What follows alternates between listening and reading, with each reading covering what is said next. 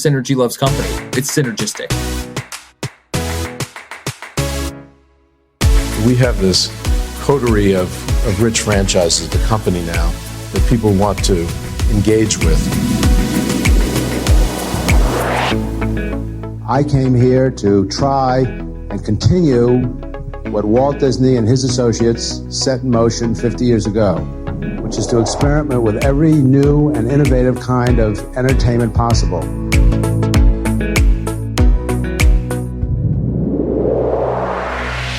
It's what they hope to do here, to really develop something that, just more than an entertainment enterprise. It's something that contributes in many other ways.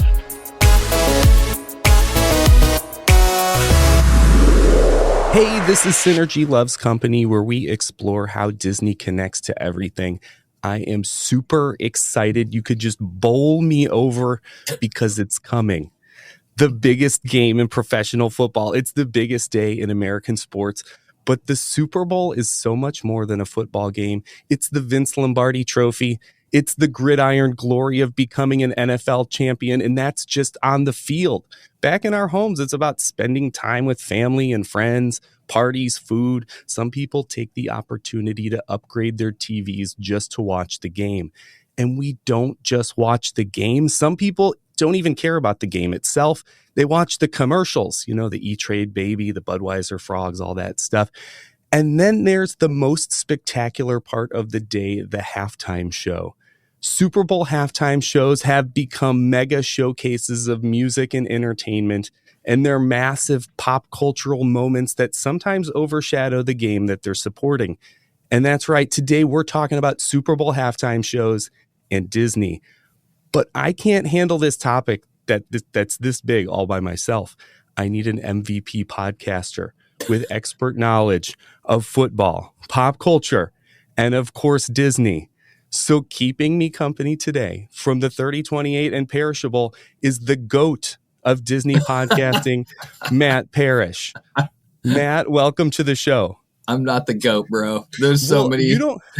There's so many. You more don't know there. if I'm calling you the GOAT as in the greatest of all time, or just the GOAT as in the GOAT. Oh, that kind of. You have an association with goats. Yeah, we did a GOAT show on the 3028, and Kevin was obsessed with this for a long time. We'll get to that, but he wanted to talk about goats, and I was like, no, bro, I'm not talking about goats on a podcast. I'm not doing it. And then we did a GOAT show, and it became this sort of cultural moment for our podcast, and I have no idea why. And to be honest with you, I lament it quite a bit. I don't know why I agreed to do that, but here we are. So, yeah, why don't you tell us a little bit about the 3028 just to get us started here?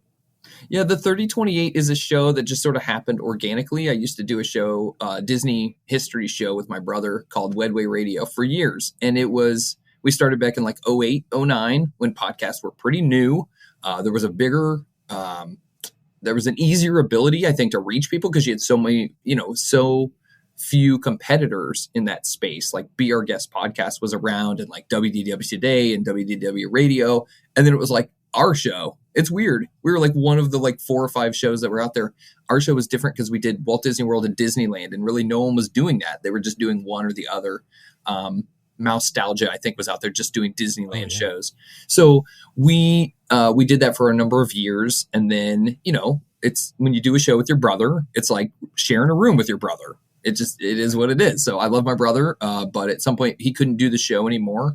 And so I had Kevin Quigley on, who was like a writer at the time, and he's always been a writer, but I was like, okay, this guy's interesting and he likes Disney, but he wasn't as old. He wasn't like an old head when it came to Disney. So he kind of had a newer perspective, and I'd been going to Disney since the 80s. And so we started doing the show, and we just, I think we just became friends. And so it was just like, oh, we're doing the show, but we're also just hanging out like friends do. Just kind of like you and I have been doing this morning as we're talking about the Brady Bunch movie that's happening in the background, and what it's like to be a diehard football fan or not. But the 3028 show, Disney history and Disney listery. So it's a different spin. Lists is a big thing that started in the early teens. And there's other podcasts that in the Disney space that do lists, but we wanted to do listery, which is lists and history at the same time. combined into one show. So we don't just do a list of like your favorite, popcorn buckets or whatever. Like we try to dive deep into whatever we're talking about. So Kevin Quigley and I have been doing this show since we started recording together in 16, and then in 17 we started doing the 3028 show, and we just ended our season 7 with Matt and Kevin, and it's 300th episode on the same day. It's an amazing thing. Some shows have a zillion episodes. 300 is a ton for us because we really do have big topics. Sometimes they're small, but we put a ton of research into them, and every topic takes a lot of time to sort of vet out and feather out into the show. And so 300 shows, if we feel like, is a big deal for our show. It is a big deal, and congratulations on that, by the way. Thanks, buddy. So yeah, in addition to that, though, you do have a sports podcast out there, Parrishable, and I just want to mention that and let you say any words on that if you want to, because we are kind of in that sports realm, even though we're not talking about the sport itself per se today. Yeah, so sports world, I've been doing sports radio. I used to do commercial sports radio, like on the air, like in your local town, right? Like the sports anchor on radio. I used to do that for years with people, sometimes solo. And so I've always had an interest in sports. I've been watching sports since I was like 6 years old, mostly football, baseball, whatever. And my friend Mike McBride, who also is a Disney podcaster, also likes sports, but he's from New Jersey. So he's one of these big market, bullies.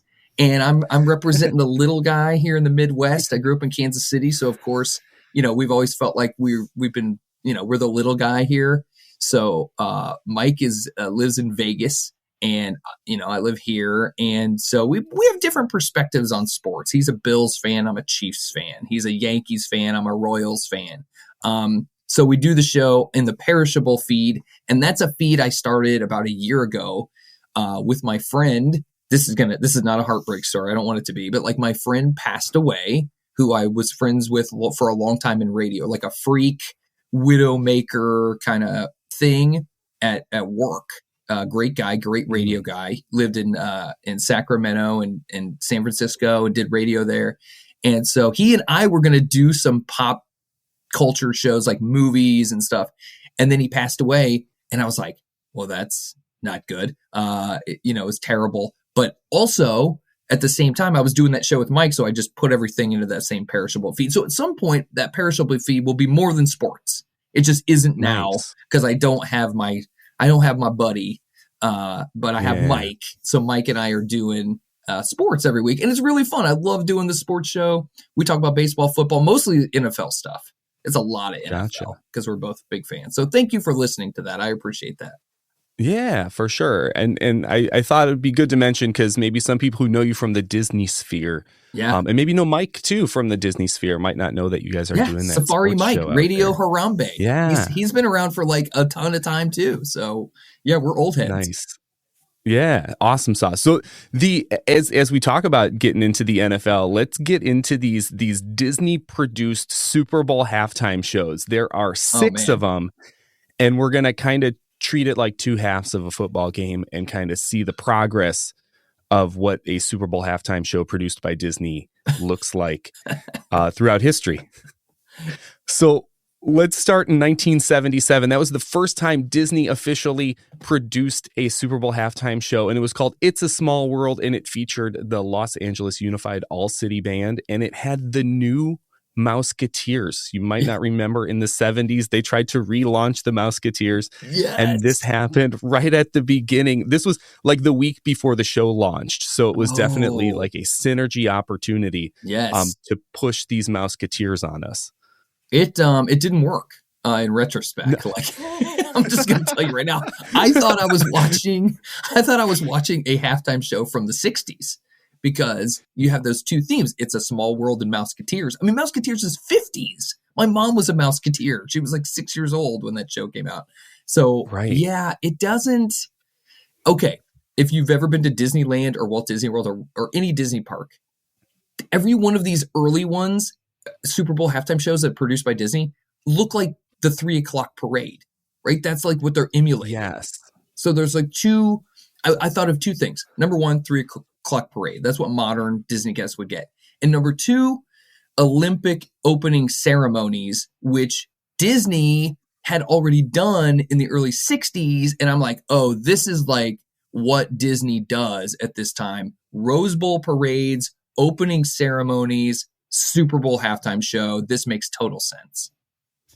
That's a good point, too. As you talked about that, it's kind of still stuck in the 60s. It's that stuff that they're used to doing. Yes. And this is that period where we think of like the what would Walt do? That's it. Because they didn't have the direction. No. So they're like bringing, oh, what would Walt do? Oh, Mouseketeers, right? So nothing is looking forward. It's all looking backward.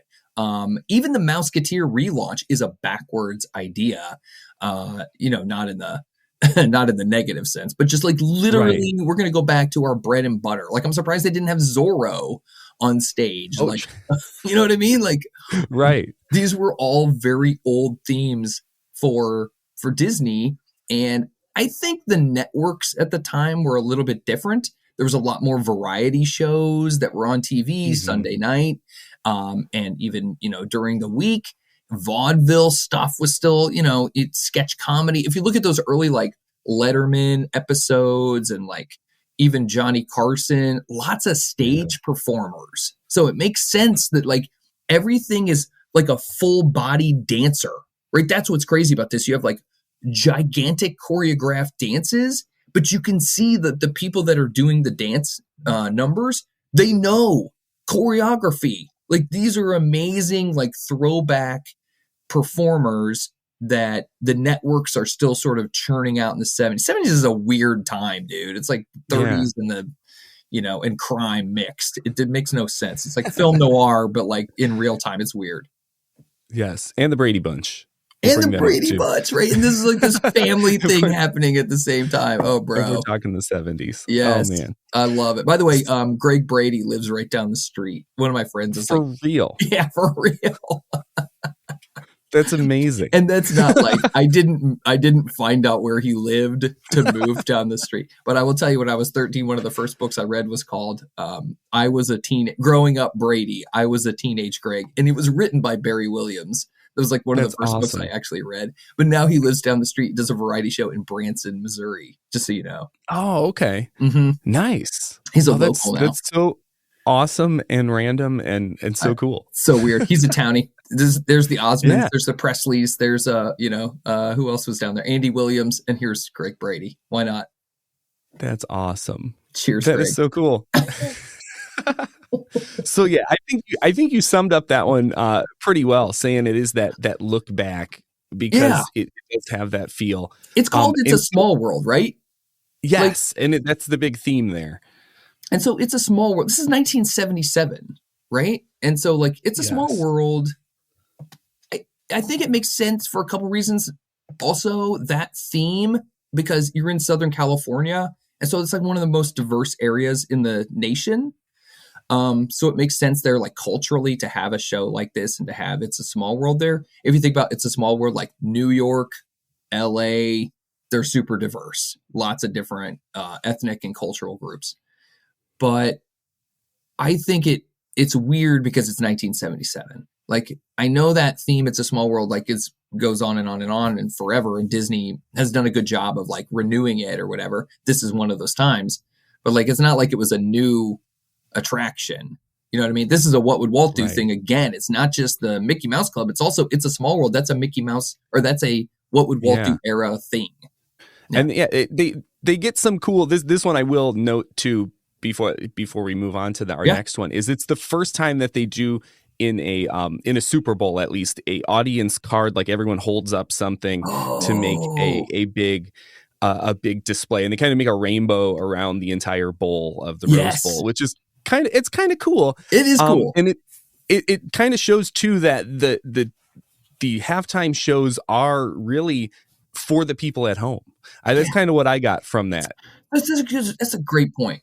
I mean, these weren't TV events until like the 70s, 80s, and 90s. So as they become TV events and not just a thing that the people at the game can watch, you have these sort of bigger moments that happen and bigger stars that come out and, a callback to something that familiar, nostalgic things that come out.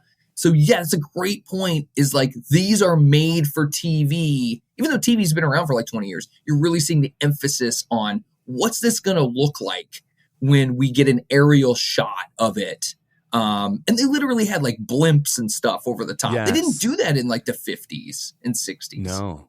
You know, everything is very crude, like not crude, like negative, but like the video work is all crude from sports in the 50s. And you can barely watch it today. Oh, some of these older ones, even that these halftime shows were kind of hard to watch in a day and age of HD and 4K and all sorts of stuff that we have now. Great point. But yeah, so I want to get into these next two, and I want to bring them up together because they happen only 3 years apart, and they both have the same theme, which is Hollywood. So in 84, there was Salute to the Superstars of the Silver Screen, which had the University of Florida and Florida State University marching bands. And that one was in Tampa. And then we go back to the Rose Bowl in 87 with the Salute to Hollywood's 100th anniversary. So these are like two Disney halftime shows. They're only 3 years apart.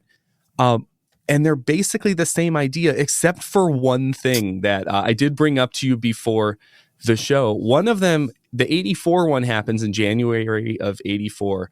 And then later that year, Michael Eisner takes over Disney. And so the 87 one happens under Eisner's, his watch. Yeah.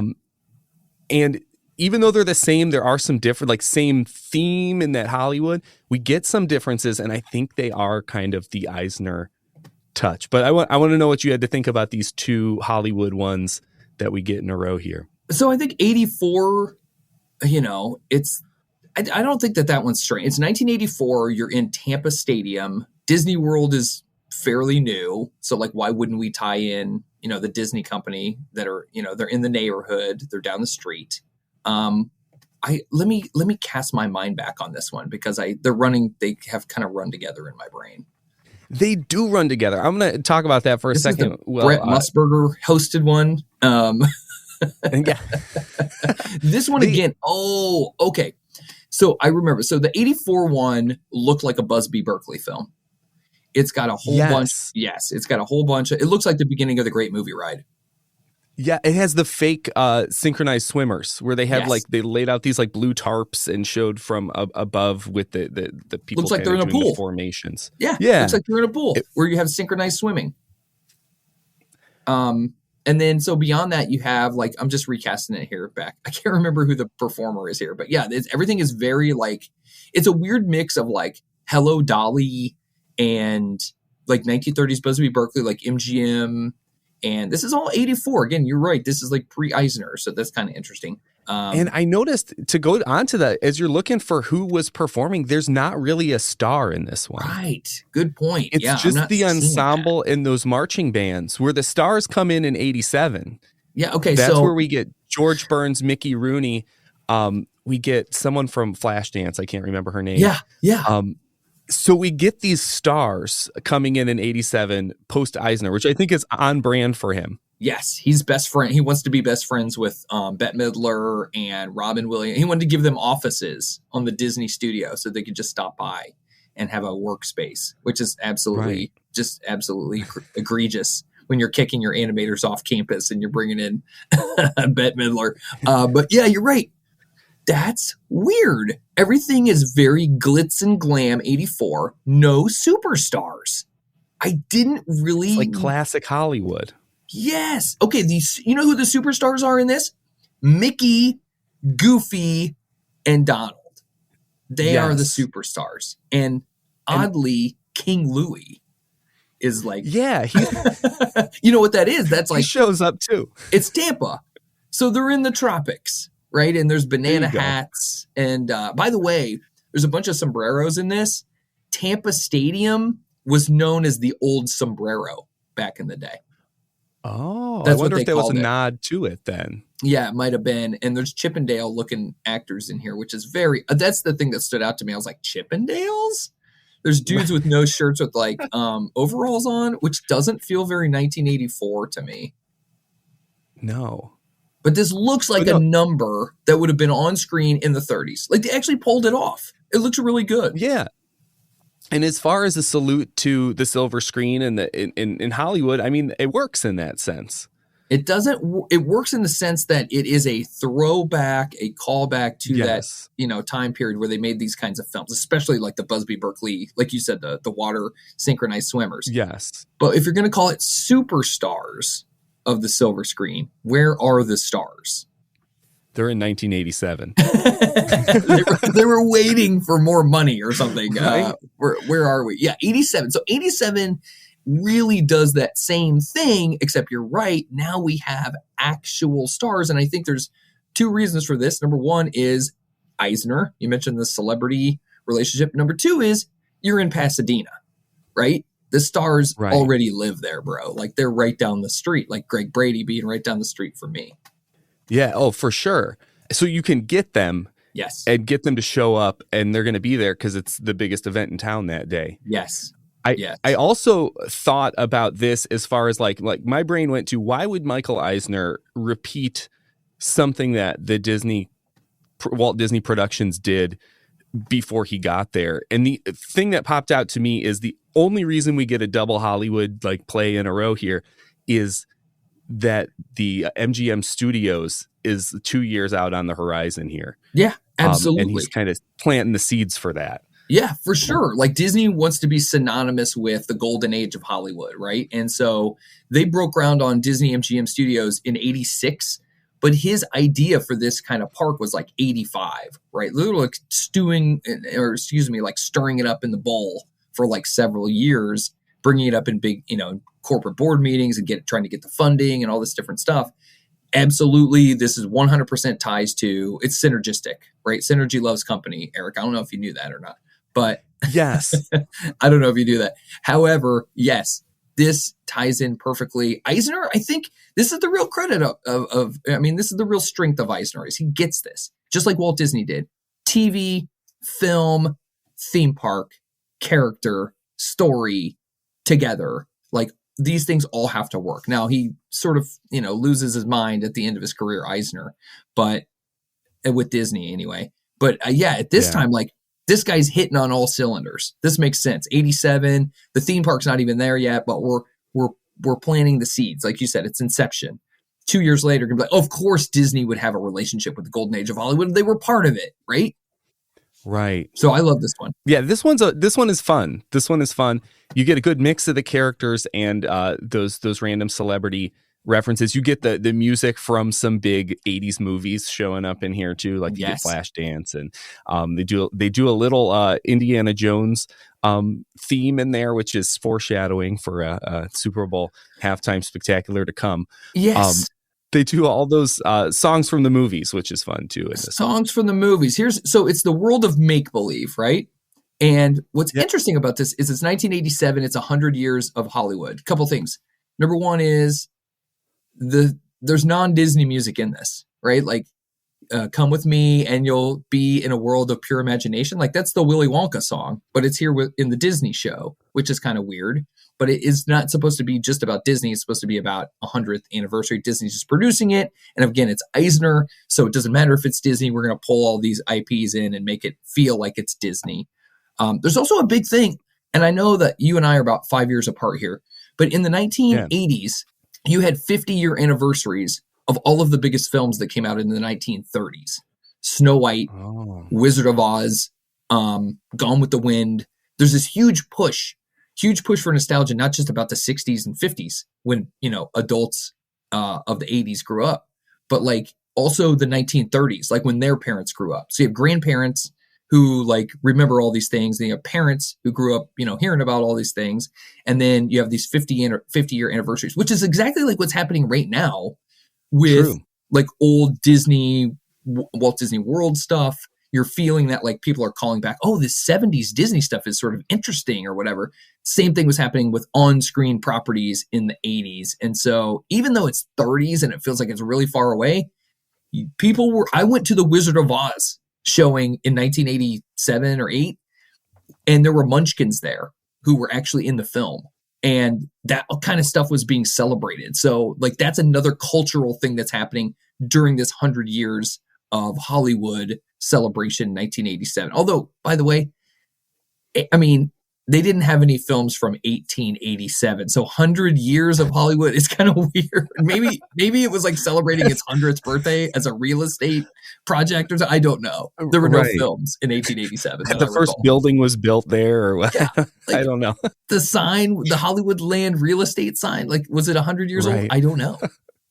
Very good point. So it's not 50 years. It should have been like the 50th anniversary or something of the goal. I don't know. True. It's 100 years. Like every show would have been a Western. Like it's yeah. It's weird. That's because it was the West. No. That's true. So the 87, 84 are like very distinctly similar because they're both 30s, have 30s themes. But like you said, celebrity is a way bigger deal. Celebrity carries the 1987 version. 1987 also, we're going to kind of take a halftime break from our halftime shows. And I guess if you take a halftime, when you're talking about halftimes, you got to talk about a different part of the game. So we're going to talk about the end of a football game in the middle of our halftimes. What? Right? So let me phrase a question to you, Matt. I'm going to say you've just hit 300 episodes of the 3028. What are you going to do next? I'm going to Disney World. There you go. And are you actually going pretty soon? I'm literally going on Tuesday. It's a Sunday. I'm going. That's where you're going on to? That was perfect then, because you are going to Disney World. I was going to say that's because in 1987, it was the same year that ad campaign debuted at the end of the game. I remember it. I'm so old. Yes. I remember this, Eric. This is when you're getting old and you're like, hey, people are like, oh, 50 years ago, this thing happened. I'm like, I'm only 43. But I remember this because I had older siblings and the first year I may not have remembered it, but it became a marketing thing, not just at the end of the game, but like for the weeks after. That's really where it rooted. They would turn that commercial over really quick, especially for 1987, early 90s. It would turn over quick. They'd have it ready for the next day. Well, later that day, and then later the day for the next day, and they would just play it, like you said, for weeks. Yes. And then I know a lot of times the players who said it would then be gifted a trip and be part of the parade and festivities. Still and the happens. Week after. Patrick Mahomes was there last year. I mean, and usually you could live stream those now, yes. So you could watch him come down Main Street, which is pretty awesome. As a super Chiefs fan, like some of my family members will be at Disney. We're like Disney Chiefs people, obviously, and so we'll be like my brother-in-law and my sister will be at Disney, and they're like, "Oh, we're here to see if we can." They'll be like there on Super Bowl weekend, so if they win, they'll get to see the parade. Not as good if they lose, though. You have to watch the team you lost to. Then you just throw tomatoes or something. Yeah, like what do you do? Like throw I don't know what you would throw. Mickey, I don't know, Mickey ears, Mickey bars or something. Right. Yeah. So this is a huge thing because this is another big cultural moment from the 80s that lasts into the future, right? The Flashdance stuff, George Burns, Mickey Rooney, blah, blah, blah. That stuff's all going to go away. But like this marketing thing. And again, I think this is the real genius of what Disney brass and marketing does in the 80s and into the 90s. And Bob Iger eventually is one of those guys because in the late 80s, he comes from Cap Cities ABC. There was like a snowstorm when he was doing like the Vancouver Olympics. It might have been, it was one of the Canadian Olympic Games in the winter, Montreal maybe. And they had to like make up stuff to talk about all day. So like the producers like had a horrible job of like putting things together to get people to watch. And that's, what helped make his career was the fact that they, there's a bunch of fog. They're still showing sports and making it interesting. And I think that, that's the production quality and genius that's happening at Disney also at the same time. Makes sense that he would eventually become the CEO because they, both have the same, there's a big TV background for Disney. This is when the Sunday night movie comes back to NBC and Michael Eisner is pretending he's Walt Disney and he's hanging out with Mickey and he becomes like a household name. And so, it makes sense that, some of your best marketing would come out at this time too. And that's, I'll say I was 2 at the time when the first, I'm going to Disneyland happened. But I remember growing up with like, I have this weird, like, I love Michael Eisner because I remember growing up with him as my version of like the Uncle Walt character. We would watch the Disney Family movie and my mom would be like, that's Michael Eisner. He took over the company. Like, and I have a connection to him because of that, even though he got a little rough at the end, like you've mentioned. Some of his decisions towards the end got a little rough, but like he's the guy that like in my eyes, he has that same kind of standing that a lot of kids in the 50s had for Walt Disney.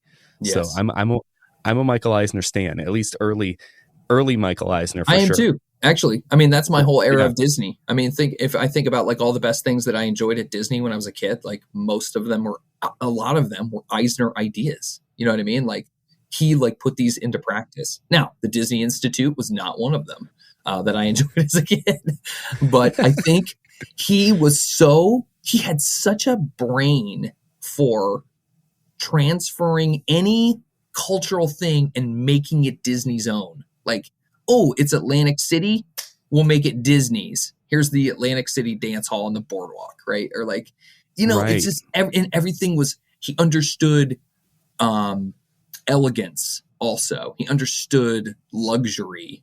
And I think so when you go around the country and you see people that put it, like, let's say the Taj Mahal Casino, it's a piece of crap. Why? Because that guy who put it together doesn't understand like what pure elegance looks like. But Michael Eisner, to his credit, growing up, probably silver spoony, understood what that felt like and looked like. And they were very aspirational ideas. Like American families should want to aspire to vacations that look like this at places like this. And he understood, like, look, if you think about it though, just quickly, the Beach Club Resort, right? The Beach Club Resort has been around since like early 90s, right?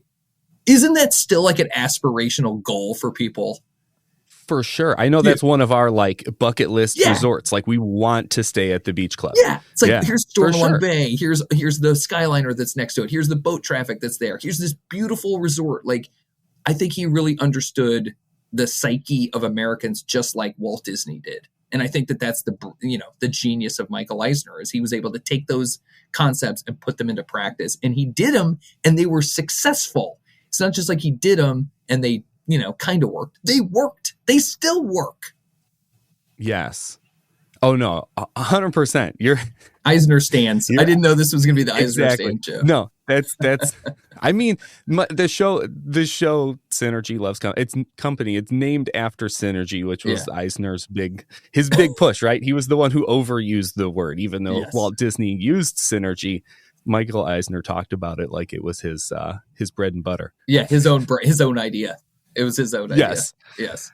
But yeah, okay, so 87 to 91, you can see like all the marketing's working together. Michael Eisner's there, celebrity is working, it's all happening. So yes, we're getting into 91's, we're in our second half here. So 91, we have another Small World salute to 25 years of the Super Bowl. They bring Small World back in, but this one is totally run by children. That's the theme of it. So 1991 is going to be totally run by children, except for it's also themed to, this one kind of goes all over the place because it's also themed to the Persian Gulf War, and the President George H.W. Bush makes a little announcement in the middle. Yes. And it's kind of a downer at that point. It's sad. There's a little kid singing The Wind Beneath My Wings. And then all of a sudden, they make an announcement that we're in the grand finale and that Coca-Cola presents the New Kids on the Block. And the place explodes. The whole crowd explodes after this kid singing Wind Beneath My Wings. Everyone's kind of a little weepy. And then the New Kids come out and just tear the roof off the place, even though it didn't have a roof to start with. Yeah. By the way, we're in the old sombrero again on this one. You're back in Tampa Stadium. Big Super Bowl destination is Tampa. But yeah, so a couple things. Number one, 1991, Nickelodeon and the Disney Channel are huge, right? Like both of them. And you think about like the programming and stuff that was working at the time, like Disney's Afternoon, right, is working at this time. This becomes a thing that comes out of this. TV shows that are about families, but the family TV shows were about the kids. Like even if go to the Brady Bunch, watch the first season of the Brady Bunch. It's about the parents. What is it like to have these, 3 kids from this side and then the later episodes are all about the kids. The Wonder Years is a perspective on the 60s from kids, right? And so you see this whole kid thing happening. Kids are the target of advertising and marketing. And so even if they're kid friendly, sometimes they're for adults who are nostalgic about being a kid. And so you have Nickelodeon, and Nickelodeon's all about kids. And they used to even say, there was like a tagline for Nickelodeon. It was like, the only network run by kids, and kids would host the shows. And there was a show on Nickelodeon, this is like perfectly meta, called Wild and Crazy Kids, about kids, hosted by kids. And then, Double Dare. Think about Double Dare. It's brilliant because you're watching shows like Wheel of Fortune and Jeopardy and Family Feud. None of them feature children. And then Double Dare, the kids are the contestants. How freaking cool is that? They get to do the obstacle crazy stuff. Yes. Yeah. They get to do the obstacle courses. So the kid thing in 91 makes total sense. As I was 11 or 10 or 11 when this came out. So I was like the perfect target for these kinds of things, like McDonald's Happy Meals and the whole thing. Like I know, like I am a glutton for like late 80s, early 90s marketing. You've heard me talk about my Nugget Buddy obsession when I was on the McDonald Land show we did. But yes, this makes sense. A lot of kids have. Here's what's weird though. It was like kids, and they would like introduce concepts, and then there would be like rando like sports stars, like Warren Moon, who's not in the Super Bowl, is in the halftime show. Like that's fully suited up like he's going to take the field. Like when is Warren Moon playing? Oh wait, no, the Oilers are not in the game. This is odd. And he doesn't do that much. He just like comes out and like stands there, and the kids like dance around him. That's very odd. That was one thing and he's like the first one to come out too. And Warren Moon was a big star. This would be like Josh Allen coming out during the halftime show today for the Bills. I guess that would make sense. There's a bunch of weird stuff in this show. Like there's referees dancing. There's definitely a football theme happening here. It's definitely mostly kids. Yeah. You get that one Warren Moon. You get Disney characters, and then the president. Like they go to a pre-recorded message of the president. Noam Chomsky would like lose his mind over this because you have like the military. So 1991. One other thing here is like this is the first win. This is the first win for the DoD, for the Pentagon, since the 1940s, right? So 1991 is the first win for the American military in 50 years.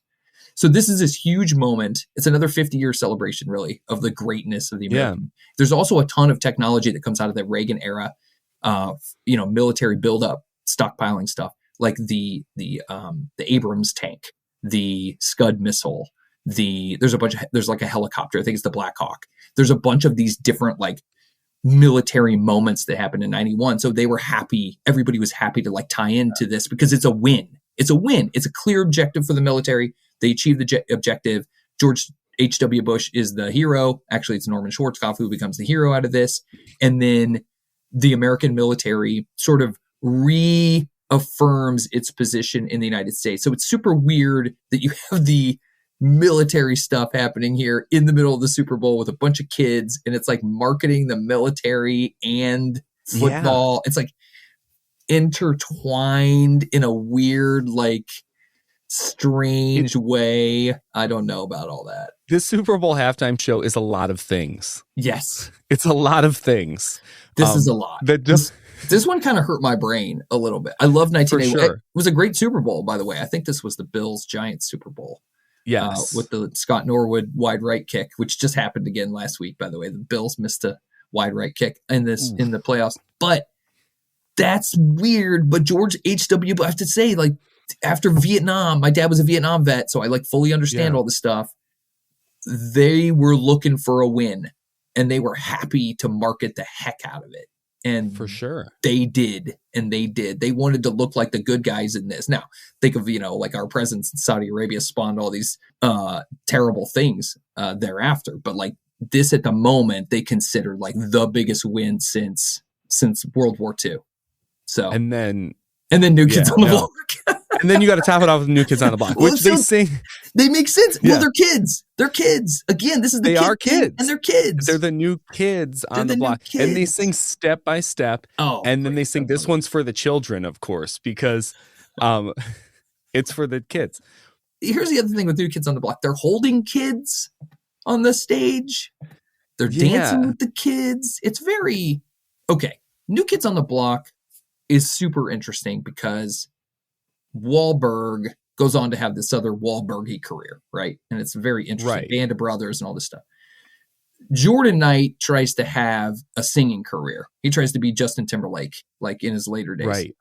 John Knight is a fascinating character. He has a show on HGTV where he refurbs old farmhouses.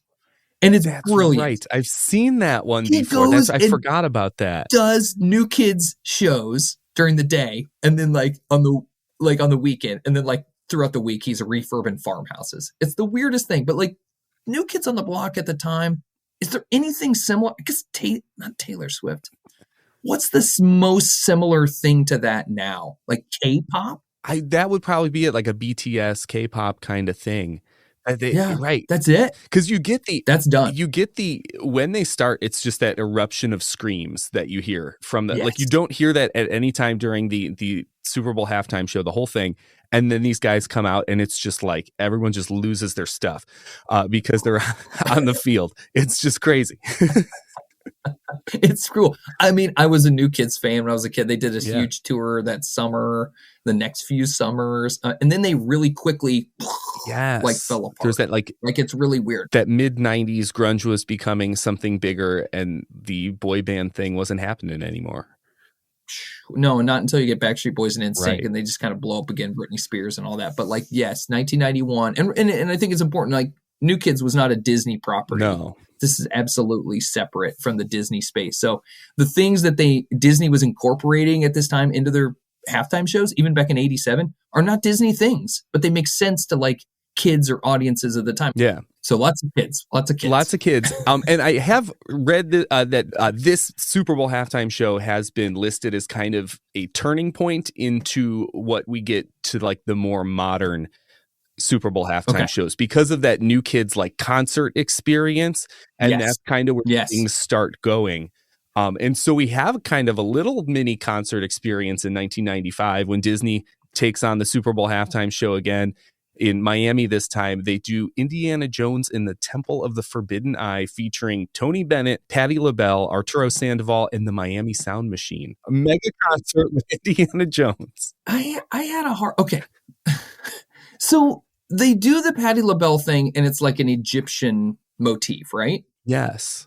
They ripped that off from the Do You Remember the Time video. Michael Jackson. From Michael Jackson. Yeah.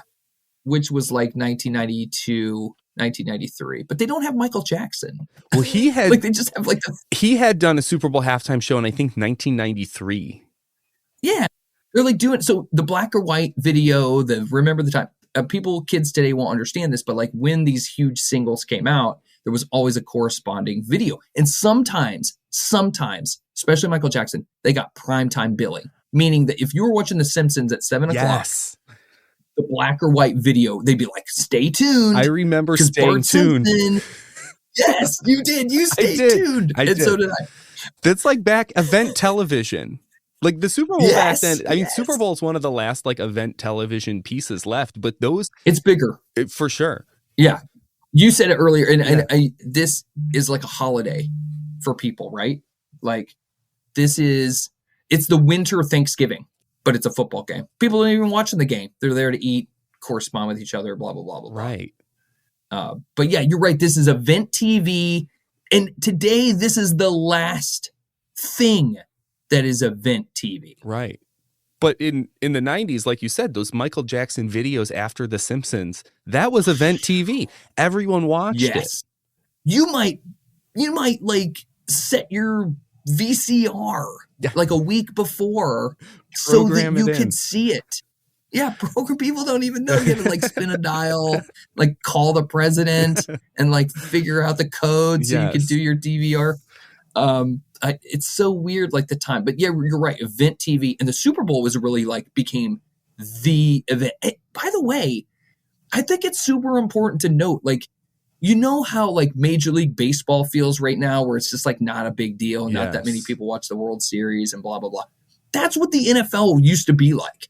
And the NBA used to be like. where it was like not the biggest thing. It was not the biggest thing that people cared about. But gambling, TV, streaming, all these things have made the NFL event, and the NFL, because of the way that it plays its schedules, every Sunday is an event.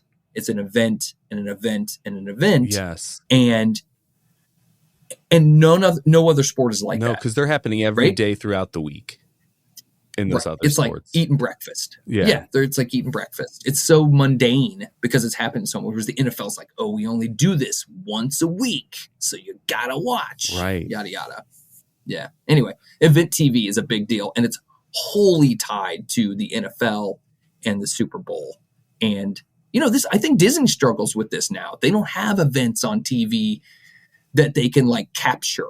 It's like everything is the streaming, and it's so spread out. Then it's asynchronous, fragmented and asynchronous, as they would say. Yeah.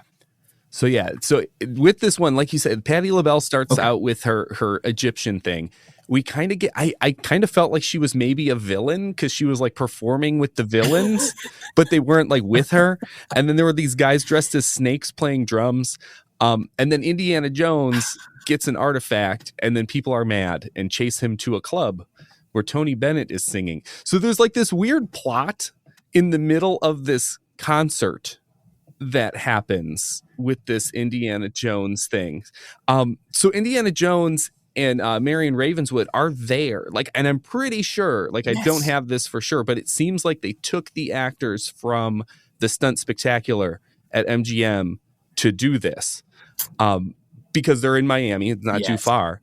But this is also coinciding with Disneyland's ride opening around the same time, the Indiana Jones ride. This is a perfect show concept for Synergy Loves Company because it's just all synergy. It's an onion, layers and layers, right? It is. Yeah, it is. It's like a ton of that stuff. So it's super weird. Like you're capturing the cultural moment, which is like the Michael Jackson stuff. Then you have Indiana Jones, which, by the way, hadn't been on screen since 1989 at this point. Right? It's odd, but the attraction's coming out, so like that's a thing. And I don't know if there was marketing for that, but I don't remember it in the 90s. Yeah. However, you have a Temple of Doom like sequence that happens in the show. So it pairs Raiders, where he's taking a thing and then people are chasing him, with Temple and also Crusade, where he's taking a thing and people are chasing him at the beginning, and then Temple of Doom, where he's in this like 1920s, 1930s nightclub. Everything's Art Deco-y and the whole like 1930s thing. And then there's Tony Bennett who comes out and sings, but in the Temple of Doom, it's the woman who comes out and sings. Right. So it's like capturing the movie moment. Oh, that's familiar, but it's in this new medium. Yeah. It's another one that like you can see.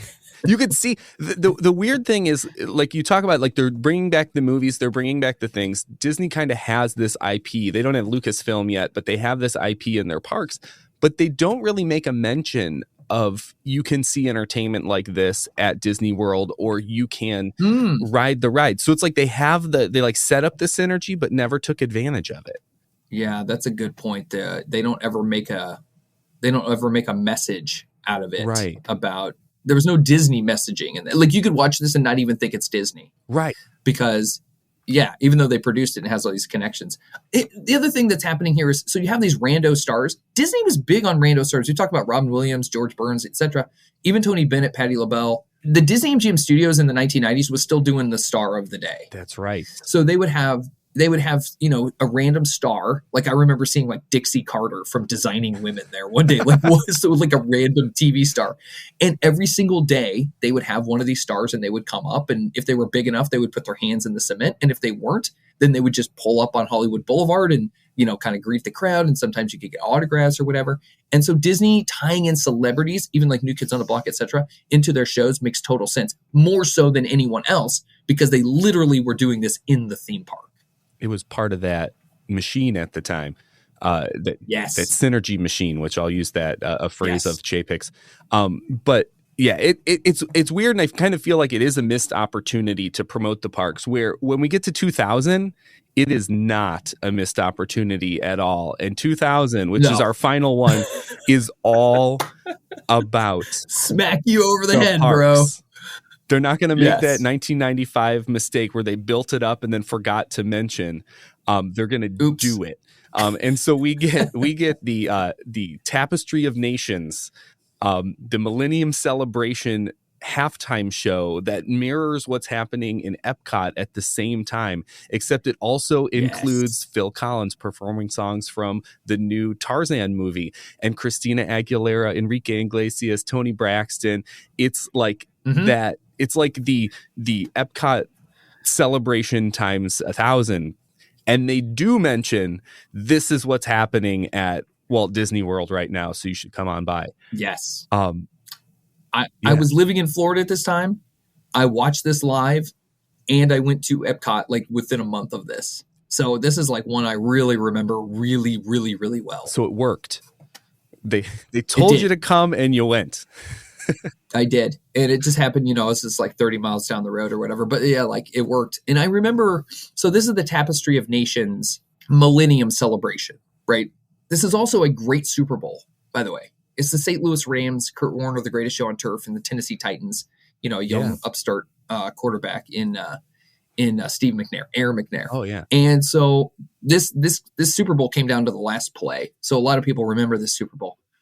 Christina Aguilera and Enrique Iglesias were getting bigger as far as artists go. Christina Aguilera coming off Mickey Mouse Club and had Genie in a Bottle as a hit. Right. And then you have Enrique Iglesias, who has Baila Voz, and the Latin influence in pop music was huge at the time. And Tony Braxton is one of the, as was Phil Collins, one of the biggest adult contemporary stars of the day. So these are actually all good gets.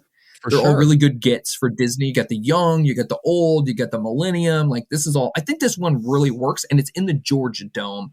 This is the first like non-Florida, California Disney halftime show. And it's, like you said, it's firing on all cylinders. It's hitting all the demographics. Yes. It's getting the message to come to the parks. I think it finally comes together here in what they were trying to do in like 1995, and then like the mess that was 1991 and trying to put a bunch of random stuff together. It really has that oomph, that like spectacle that makes you want to be involved. It's got the giant the clock. It's got those puppet things. I don't know, like the people puppet things. I don't know how else to describe them. Humanimals. Yes. You see the giant puppets. You have orchestras. You have everything sort of looks ancient, but like modern. So you get this clock. It's like a millennium clock. Yes. That is like on the ground, but it looks like it's like tall. And so they're doing the TV thing where they have the made for TV elements with lights and, choreography and all that. And then also they have something that like rises above it that looks very much like things you would have found in the Tapestry of Nations, Tapestry of Dreams parade. Like you mentioned, that was actually happening at Epcot at this time. Why did all the puppets have like a bug look to them? Have you ever noticed this? I did. I know exactly what you're talking about. They have that like that segmented kind of body and limb look. Head. Yeah, what's that? The three parts of the head, like something a thorax and abdomen. Yes, they have that kind of head, abdomen, thorax. Ooh, like this is like fifth grade science coming back here. But all the creatures in the like, this is odd. It is odd. I've thought a lot about this. It's not. It's odd. I mean, we were just happy that Y2K didn't happen at this point. You're right. And we were really excited about the Millennium Celebration, and our computers didn't shut the world down. So there you go. I was thrilled about that. Was this right after that? It would have been, This wasn't it? January of 2000. So it was, later that month after we were all hunkering down on New Year's Eve, just a month before. Buddy, I was in like South Florida at the time, and my roommates, they were like at a rave on New Year's Eve, and like they didn't come home for like 2 days. I was just happy like I wasn't with them. Yes. This Super Bowl halftime show was like the peak of that euphoria. For sure. I was just excited. I was excited to be alive. And then, like you said, it got you to get yourself to Epcot Center and see this thing live.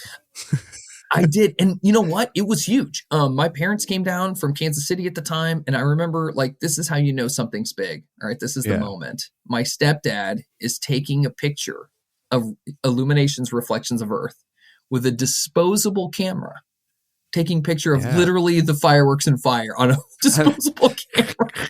I wonder what those pictures turned out. Like, that's excitement for a 45-year-old dude. Like, if you're 45 and you're busting out the old disposable to take a picture of fireworks, you know that Disney was hitting on something big there. For sure. But yeah, that halftime show, it captured, I think it was weird because is it optimistic? It doesn't feel, any of the Millennium things feel optimistic to you? Or they were sort of reflective I feel about like our role on this planet? A lot of times they went that reflective and they went monumental. It's big. Yes. Big. It's not, right. And I wonder if, because a lot of these things were planned in a pre-Y2K scenario, that everyone was kind of hedging their bets on, like, well, if it doesn't go so well, we at least talk about our role and it's not super happy. But if it goes well, it's still talking about our role and it's big. So that's a great, great point. I didn't even think about, like, the psychology of it's 1998 and they're like, okay, right, put together a show that people are going to remember for the rest of their lives, which, by the way, I did. Yeah. What do you do with that when it's Y2K coming? Right. There's a lot of unknowns at this time, for sure. Well, I mean, it's probably good that they didn't make it super optimistic. They were preparing us. Right. They were preparing us for the next 23 years. Oh, no. Just crap after crap after crap. Right. Let's go from Y2K to 9/11 to, like, Iraq to the the subprime mortgage explosion. All the greatest hits 2016. What a disaster. Man. Thank Disney for, like, tempering my expectations. Right? That's what they were doing. And it worked. I like it. I like this. I like reflecting back in 2000. That was the end to me of, like, good times in America. And this was the end of it. That's kind of a bleak statement, but also very true. Sorry. It was the end of good times. It was. It's the end of the 90s. Yeah. It's the end of the Happy Meal. It's the end of all the things. It's the end of, like, the computer being, like, a good thing versus, like, it turning itself inward and looking at you. True. Like, everything that's happened since then has been not great. Disney was trying to help us navigate this new millennium and all the I think that's why Disney resonates so well right now for people, is because things are so crappy. They're like, oh, this is, it's like when in the Great Depression, like, people went to the movies because it was like, it was at least, optimistic or happy. They saw these, big Busby Berkeley acts and people dancing and, like, they looked happy.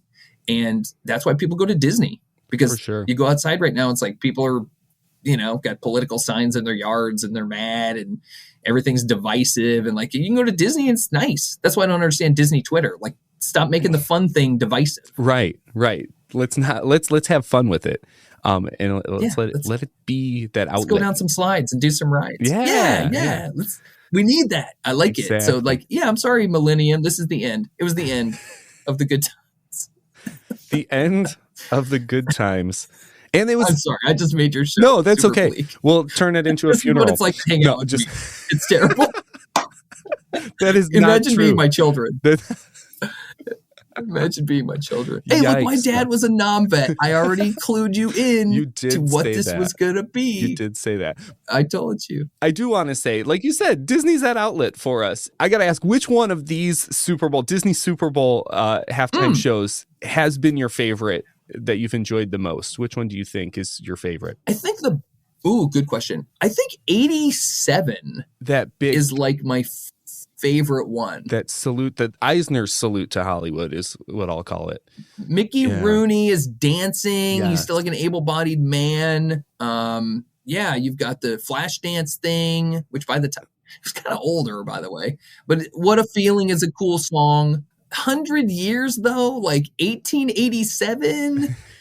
Like, there's no, like, thankfully there's no D.W. Griffith moment at the end with, like, people like a big train going by and, like, racism. None of that stuff was in there, so that was cool. Yes. Like, it's other than the name, I think it worked. George Burns, holy crap. Yes. I remember watching George Burns stuff with my dad when I was a kid. Or like Mickey Rooney was married to Judy Garland, or they were together in like the 1930s.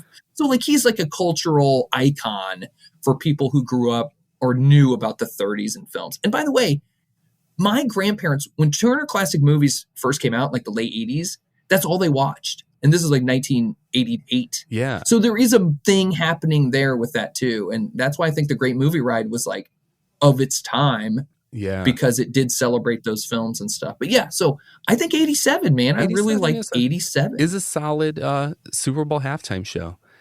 Yeah, as far 87. as I go back and forth on some of them. I'm going to I'll hang my hat on the mess that was 1995 in Indiana Jones. You like that for one? Now, it switches. I feel like it's too easy to say Tapestry of Nations because that one was firing on all cylinders.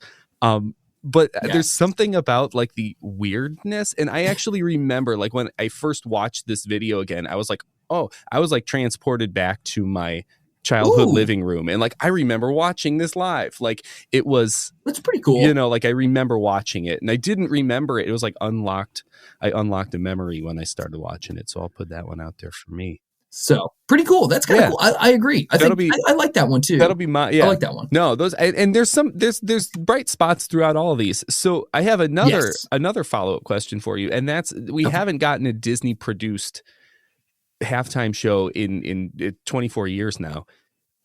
Could Disney do a halftime show with what they've turned into recently with these big concert events? Or if Disney did a halftime show now, what would that even be like? What? No, I don't think they should do it in the way that they've previously done it, right? Like that's not going to work. You can't do a variety show style show anymore. Can't do it. So I'm thinking of the last few that I watched. So the hip hop one was interesting. Yeah. Right? You had these stars, bam, bam, bam. And they all came from a brand, right? Like not Death Row Records, but like Shady Aftermath, and they're all from that. People don't know Shady Aftermath like they know Disney, but some people do. It is a thing, but it's not like Disney. It's not an international media conglomerate. So Disney's so weird right now because if they did it, it would have to be like Marvel, Pixar, Mickey Mouse and Friends. I think that would work. I think you could do that, but it has to have the musical. Because this thing is now so synonymous with music. How are you going to do both of those at the same time? Right. It would almost be like too much crap. And I don't think Disney mean? Doesn't have that like link to any musical stars. They don't have a link to like a Taylor Swift or someone big. They have these stars, but they're like the Disney Channel stars. And they don't have that. Work. I mean, the Jonas Brothers were cool. Right. And they came out with some hits recent. I think the Jonas Brothers could pull it off. But like the Jonas Brothers with Iron Man. I don't know. Right. Is it going to work? I don't know. It would, if you did the Jonas Brothers something, it would have to be very exclusively Disney. But Disney is not just one note anymore. It's like Star Wars, Marvel. How are you going to do all that together? Yeah, the Super Bowl halftime show is definitely something different today than it was when we got these Disney shows. I literally thought about that this morning when I was brushing my teeth. Like, yeah, can they do this again? Would they ever do it again? I think they would want to because it's such a big marketing moment. But like, how could you do it? I just don't know how you tell that story. Here's what Disney does well and badly. The Christmas morning Disney parade is a moment that they own in the whole year long like media landscape. Like that is one last network TV moment that they still own. And that might actually be an easier way to tell the Disney story. That's true. Like, you know what I mean? If they could do that, and I don't think that works, but if they did that during the Super Bowl, like, hey, we're at Disney, that doesn't work. No. So how do you, it doesn't work. I don't know what you do with that. Yeah, I think you can't make it. No. I think the window is closed. It's least gone for now. Yeah, you're right. The moment is over. The moment's over. They need they don't have the stars anymore. Now, if they paired with like a big star that like you and I aren't thinking of right now, or even like throwback stars who like did Disney songs throughout these things, maybe it would work. Yeah. All right. I'm going to go through a couple more things. Honorable mention, just names to mention with halftime show history. And the first one is Tommy Walker, who was the entertainment director for Disneyland from 1955 to 1967.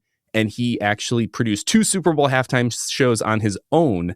And one of them was Super Bowl I, which is kind of an interesting story because he worked for USC doing their halftime shows. That's where Walt Disney found him. And then he picked him up, brought him over to Disneyland to like get the fireworks going, the parades, those kind of things. And then he went back into doing those halftime shows with the Super Bowl and kind of kicked off their first Super Bowl. And then Bob Janney, the Disney legend, known for the Main Street Electrical Parade, he took over for Tommy Walker, and he also had a couple of Super Bowl halftime shows that he produced on his own, not with Disney. So even though they weren't in the company when they produced them, it's kind of like that Disney lineage kind of coming up through the ranks. All right. Well, Matt, I want to thank you so much for coming on Synergy Loves Company. Could you let everyone know where they can find you online, maybe even wherever you want them to find you? 3028 is the show. 30 spelled out, 20 is the number, 8 spelled out. Why did we do that? It's a dumb idea. You can find it on the Apple Podcast app, Stitcher, some other spaces too. It's a podcast with 300 evergreen shows. There's a couple of like D23 announcement shows, but like mostly the shows you can go back and listen to at any time. So that's kind of our bread and butter. We have History and Listery. They're history shows about Disney, sometimes other theme parks. We go outside the Disney space sometimes, like Dollywood and Cedar Point and McDonald Land and Tiki shows sometimes and stuff like that. But mostly it's a Disney show. So that's where you can find us. I'm not really active on social that much anymore. I used to be. You can just kind of find me popping in on podcasts every once in a while or whatever. But the Parrishable pod is also out there. It's just Parrishable. That's all it is. I talk about sports mainly every Sunday night with my friend Mike in Vegas. And it's a lot of fun. Like, we don't take ourselves very seriously.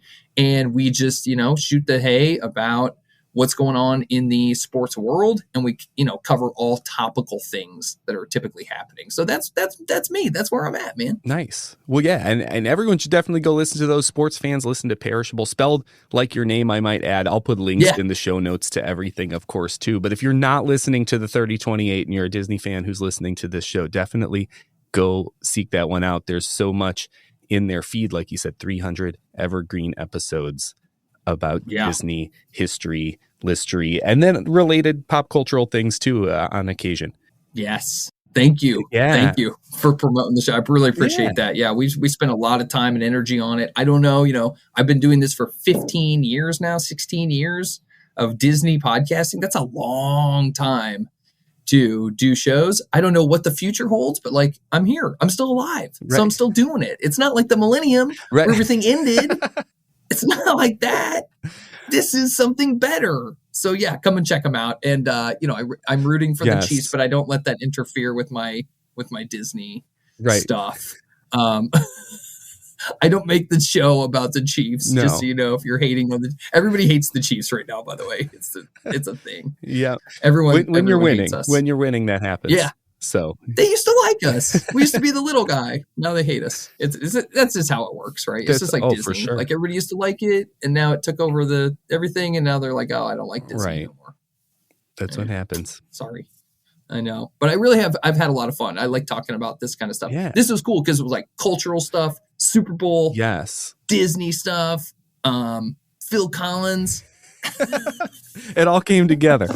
Yeah. Like all my favorite things. The Remember the Time video, Walk Like an Egyptian, which is kind of weird now if you think about it. But it's all there. Well, thanks so much I'm glad you had a good time because I had an awesome time as well. And thanks for coming on the show. And I want to thank everyone for listening to this episode of Synergy Loves Company. I truly appreciate you taking your time to listen to me and Matt talk about Disney and the Super Bowl. But I want to hear from you. I want to find out what's your favorite Super Bowl halftime show. What's your what do you think? Could Disney do another Super Bowl halftime show? So I want to hear from you what you think. You can find me on Instagram and Threads at Synergy Loves Company, and I'm still on Twitter and a little bit on the Blue Sky at Eric H. Synergy. So you could try to find me there too. Something new is if you feel like you get value from Synergy Loves Company and you want to give some back, you can do that by donating on Ko-fi. If you look in the show description or go to synergylovescompany.com, you'll find a link to my Ko-fi page where you can give back to the show to help it keep going. Every little bit helps. Another way you can help the show is by sharing the show to help us grow. Share Synergy Loves Company with a friend who loves Disney just as much as you do. Just tell them to visit synergylovescompany.com because sharing the show is the number one way that you could support the show, and your support means the world to me. That's all for today. Thanks for exploring Disney's connection with me. Until next time, keep discovering the magic in everything.